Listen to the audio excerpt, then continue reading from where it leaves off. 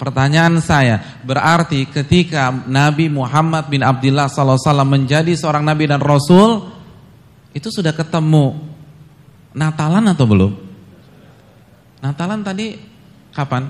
Ya, abad keempat Masehi. Nabi kita 571 Masehi. Berarti ketika Nabi menjalani kehidupannya sebagai seorang Nabi dan Rasul selama 23 tahun, itu tiap tahun ketemu Natalan. Iya gak sih? Jadi ngapain cari pendapat para ulama? Langsung cek aja ke sumbernya. Kalau Nabi ucapkan selamat Natal, besok kita semua mengucapkan selamat Natal dan harus hukumnya. Tapi kalau Nabi tidak ucapkan selamat Natal, saya ingin tanya, atas nama toleransi, siapa yang lebih paham toleransi? Nabi kita atau kita? Bismillahirrahmanirrahim.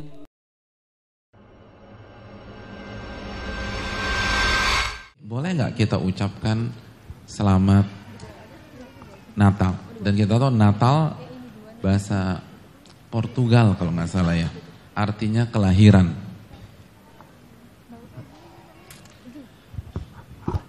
Poin yang pertama. Saya ingin tanya sama antum misalnya. Kalau ada, misalnya antum udah married nih.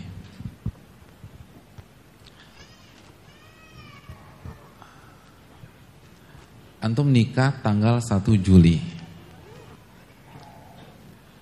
Lalu ada yang kasih selamat tanggal 25 Desember. Happy anniversary ya. Maksudnya apa nih? Iya, anniversary pernikahan antum. Kira-kira antum terima atau antum klarifikasi? Dikasih selamat 25 Desember nih, gitu loh. Padahal kita meritnya tanggal berapa? Tanggal 1, kita akan mengatakan, mohon maaf Mbak atau Pak, saya nikah tanggal 1 Juli, bukan tanggal 25 Desember, kan gitu ya. Benar gak sih? Kita lahir tanggal 1 Maret, terus ada yang kasih selamat tanggal 25 Desember. Kira-kira kita bilang terima kasih atau kita katakan, salah 1 Maret, belum gitu kan ya? Iya gak sih? Ya. Dan kita tidak sedang membahas hukum ulang tahun pada saat ini. Tapi saya ingin berikan analogi sederhana. Nah sekarang sebelum kita mengucapkan selamat, poin yang pertama harus kita pastikan, benar nggak Nabi Isa itu lahir tanggal 25 Desember? Kan semua logikanya begitu. Orang akan bantah, mohon maaf saya ulang tahunnya bukan tanggal sekian. Ini keliru. Nah, antum mau ucapkan kasih selamat nih, pastikan dulu Nabi Isa lahirnya atau Yesus itu lahirnya tanggal 25 Desember. Ada dalil? Coba tanya sama mereka. Kalau punya teman coba tanya, ada nggak satu ayat dalam Injil atau apa aja lah dalam Injil yang mengatakan bahwa Nabi Isa lahir tanggal 25 Desember? Gak ada. Dan terjadi khilaf di antara mereka. Makanya sebagian atau dalam beberapa riwayat mereka, sebelum mereka rayakan tanggal 25, mereka rayakan tanggal berapa? Tanggal 6 Januari. Dan ada masih sebagian kelompok mereka itu tetap merayakan pada tanggal 6 Januari. Karena nggak ada satupun dalil yang mengatakan bahwa Nabi Isa atau Yesus lahir tanggal 25 Desember. Dan beberapa ayat dalam kitab mereka itu mendukung bahwa beliau tidak lahir pada tanggal sedemikian. Misalnya dalam Lukas ya ayat ke-1-8 dengan, saya bukan pakar dalam yang ini tapi hanya baca-baca saja dan bisa di-cross-check kepada para pakar bahwa di Lukas ayat 8 bahwa ketika Nabi Isa lahir atau Yesus lahir, maka pengembala sedang menjaga kambing-kambing gembalaannya. Dan itu nggak mungkin di musim dingin, itu di musim panas. Karena nggak ada hewan gembalaan yang keluar di malam hari di musim dingin, mati semuanya. Dan ini lebih cocok kalau kita buka versi Al-Quran. Masih ingat surat Maryam? Saya ingin tanya, kapan Nabi Isa lahir versi Al-Quranul Karim? Ketika apa? Ketika kurma berbuah. Dan kurma berbuah di musim apa? Musim panas, sepanas-panasnya. Allah berfirman dalam surat Maryam ayat 25, "Wa huzzi ilaiki bijid'in nakhlati tusaqit 'alaiki rataban janiyya." Ketika itu Maryam kehausan dan kelaparan, lalu dia berteduh atau beliau berteduh di bawah pohon kurma, lalu Allah perintahkan wa huzzi, itu goyang-goyangin akar pohon kurma. Tusaqit 'alaiki rataban, maka rutop kurma muda segar. Kalau antum ke Saudi, antum misalnya ke Riyadh atau ke beberapa kota Saudi, pada hari ini cari rutop nggak akan ada, nggak ada. Atau nyari di tempat lain lah, yang lagi winter season nggak akan ada, karena rutop hanya ada di puncak musim panas. Jadi ini dulu yang perlu ditetapkan, bener nggak nih, gitu loh. Kan nggak enak kasih selamat ternyata salah. Itu poin yang pertama. Poin yang kedua, hadirin yang dirahmati oleh Allah Subhanahu wa taala.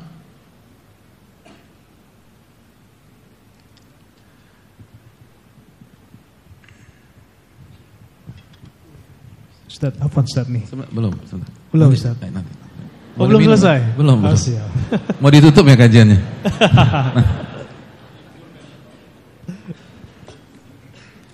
Iya, itu poin yang pertama. Poin yang kedua.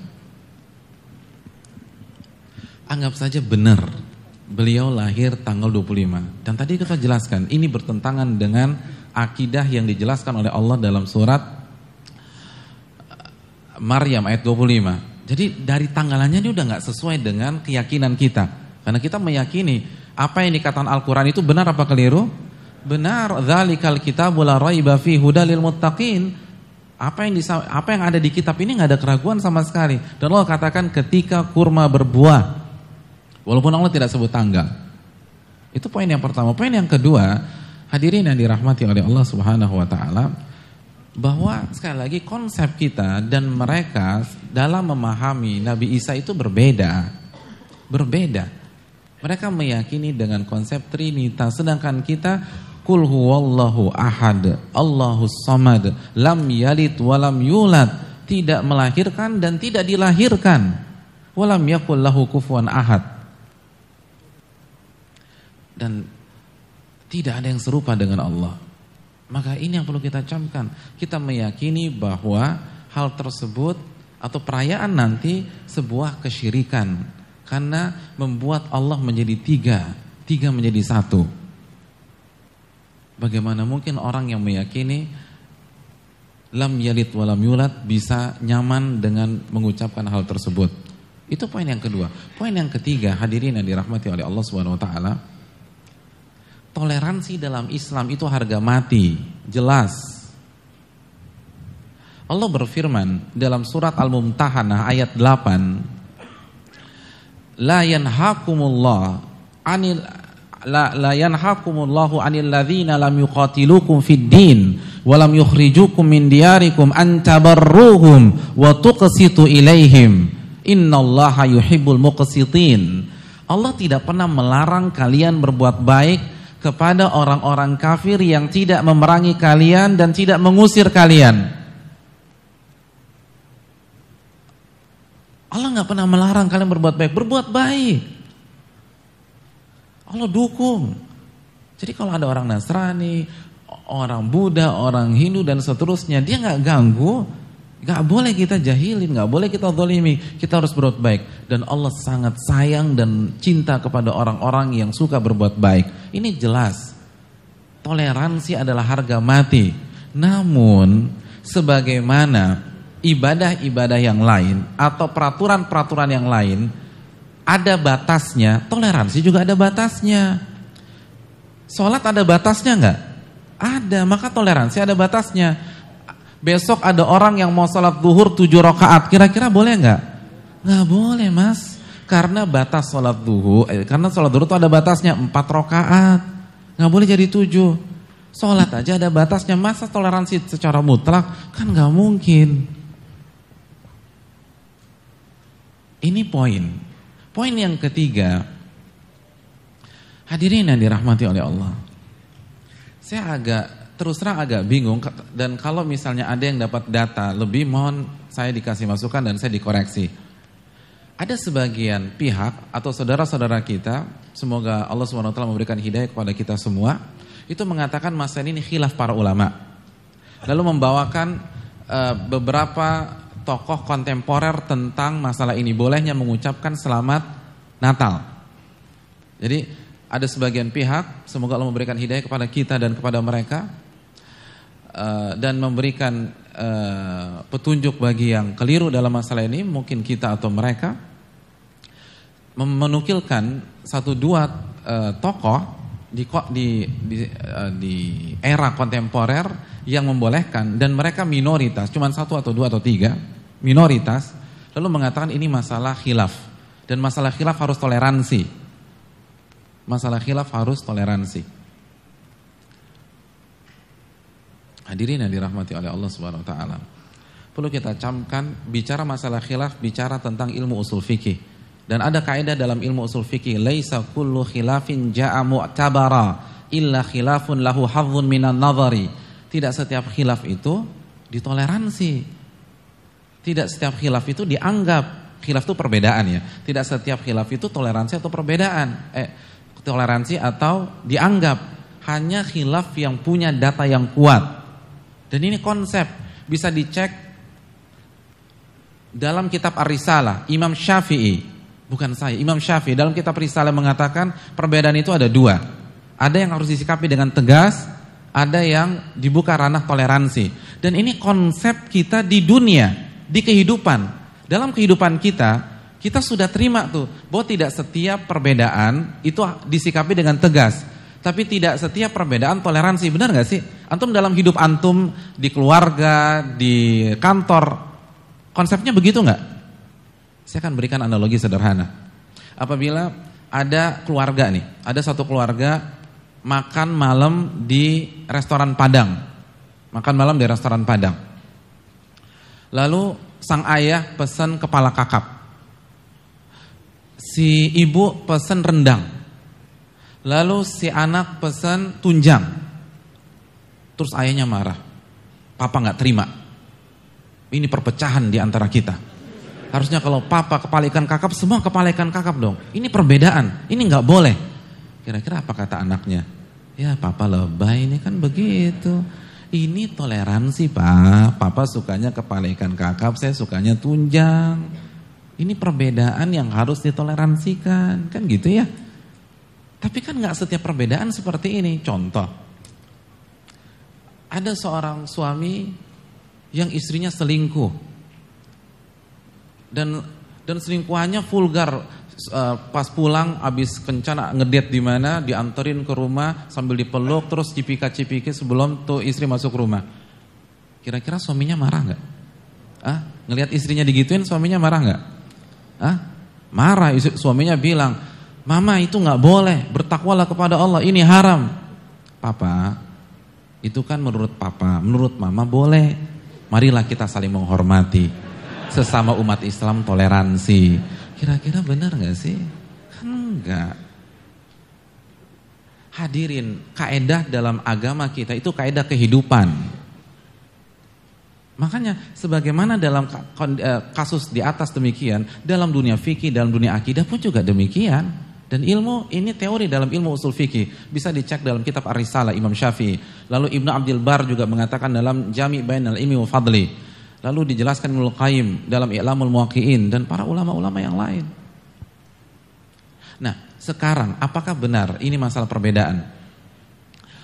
Apalagi yang dibawa perkataan sebagian tokoh kontemporer. Hadirin, harusnya kan masalah ini simpel ya.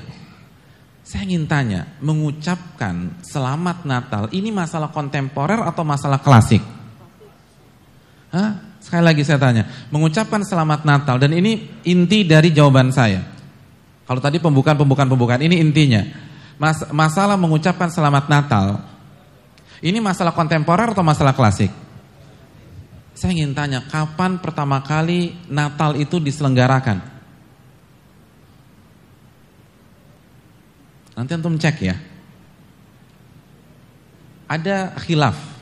Ada yang bilang 336 Masehi dan seterusnya. Tapi secara umum sepakat tanggal abad 4 Masehi. 300-an lah, 300-an Masehi. Mereka menyelenggarakan peringatan Natal. Saya ingin tanya, Nabi kita lahir di tahun berapa Masehi? 571 Masehi.